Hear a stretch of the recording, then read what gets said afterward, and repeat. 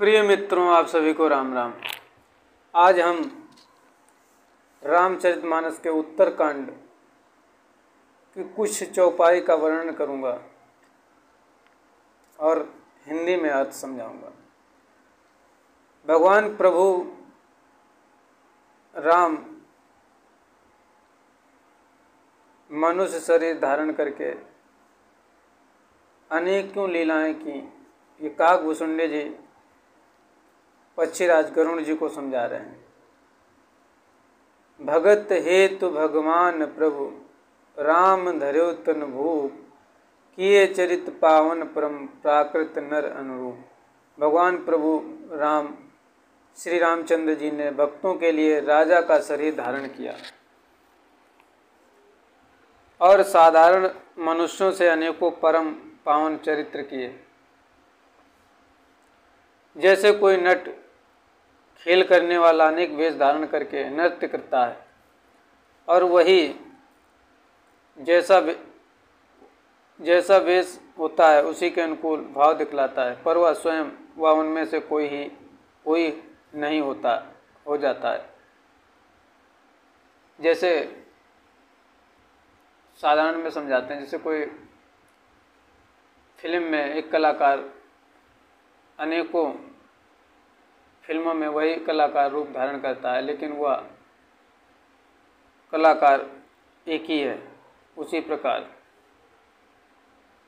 हे गरुण जी, ऐसी ही श्री रघुनाथ जी की यह लीला है, जो राक्षसों को विशेष मोहित करने वाली और भक्तों को सुख देने वाली है। हे स्वामी गरुण जी, जो मनुष्य मलिन बुद्धि विषयों के वश और कामी हैं, वे ही प्रभु पर इस प्रकार का मोह का आरोप करते हैं। नयन दोष जाकहूँ जब होई, नयन दोष जाकहूँ जब होई, पीत बरन शशि कहूँ कह सोई। जब जेहि दिशि भ्रम होई खगेशा, सो कह पश्चिम हुयो दिनेशा। जब जिसको कमल आदि नेत्र दोष, जिस व्यक्ति को नेत्र दोष होता है, तब वह चंद्रमा को पीले रंग का देखता है, वह कहता है कि चंद्रमा पीले रंग का है। और जिसको हे पक्षीराज, जब जिसे दिशा का भ्रम होता है, दिशा भ्रम हो जाता है, तब वह कहता है कि सूर्य जो है पश्चिम से उदय हुआ है। नौका पर चढ़ा हुआ मनुष्य जगत को चलता हुआ देखता है और मोहवश अपने को अचल समझता है। बालक घूमते चक्राकार दौड़ते हैं, घर आदि नहीं घूमते, पर वे आपस में एक दूसरे को झूठा कहते हैं। हे गरुण जी, श्री हरि के विषय में मोह का कल्पना भी ऐसी ही है। भगवान में तो स्वप्न में भी अज्ञान का प्रसंग अवसर नहीं है, किंतु जो माया के वश मंदबुद्धि और भागहीन है और जिनके हृदय पर अनेकों प्रकार के पर्दे पड़े हैं, वे मूर्ख हट के वश होकर संदेह करते हैं और अपना अज्ञान श्री राम जी पर आरोपित करते हैं। काम क्रोध मद लोभ रत, ग्रहासक्त दुख रूप, ते किमि जाने रघुपति, मूढ़ परे तम कोप।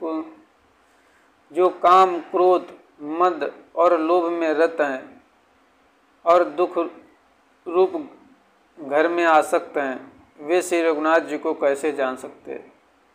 वे मूर्ख तो अंधकार रूपी कुएं में पड़े हुए हैं।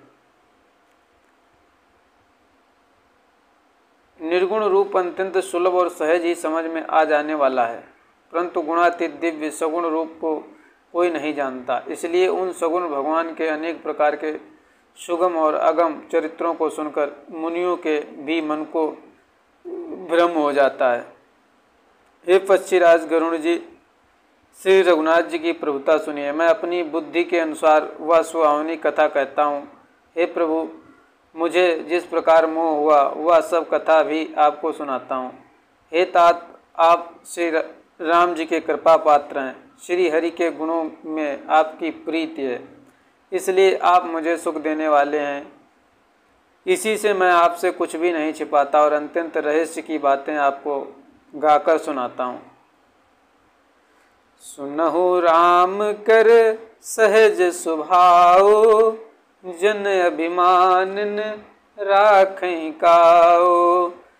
संस्कृत मूल सूल प्रदनाना, सकल शोक दायक अभिमाना। श्री रामचंद्र जी का सहज स्वभाव सुनिए।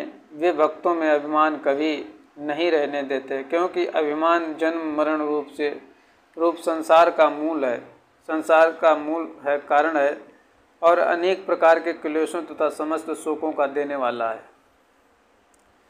ताते करई कृपा निधि दूरी, सेवक पर ममता तिभूरी। जिमि शिशुतन ब्रन होई गोसाई, मातु चिराउ कठिन की नाई।